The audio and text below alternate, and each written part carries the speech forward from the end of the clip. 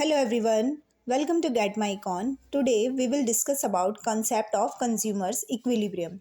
The consumer is in equilibrium when given his income and market prices he plans his expenditure on different goods and services in such a manner that he maximizes his total satisfaction.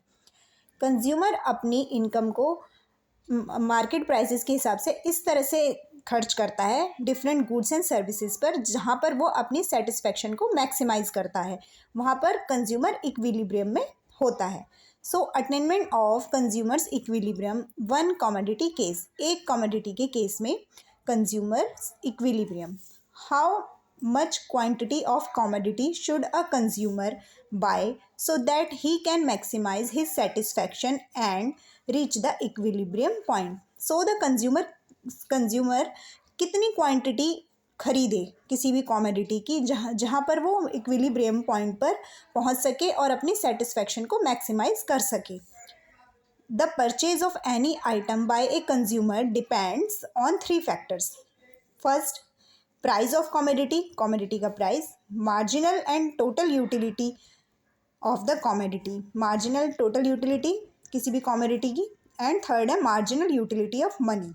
So the first question is what is marginal utility of money. Marginal utility of money refers to worth of a rupee to a consumer. What is worth of a रूपी?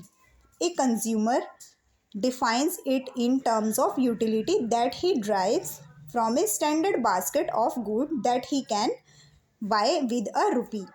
For example, if a rupee can buy 100 gram of sugar, 500 gram of rice and 500 gram of salt, which represent a standard basket of goods to the consumer, and if total utility from these goods is 4 utils to the consumer, then 4 is to be taken as marginal utility of money.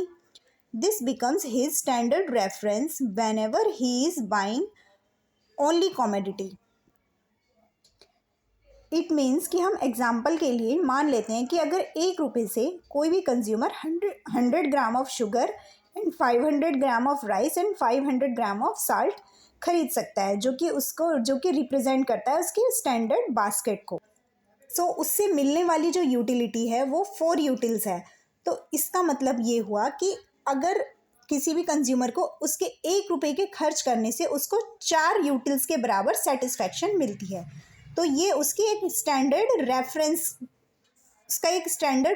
है, एक parameter है जो उसको 4 utils के बराबर satisfaction दे रहा है. It is assume that MUM मतलब marginal utility of money is constant simply because it is a measuring rod for a rupee worth of satisfaction.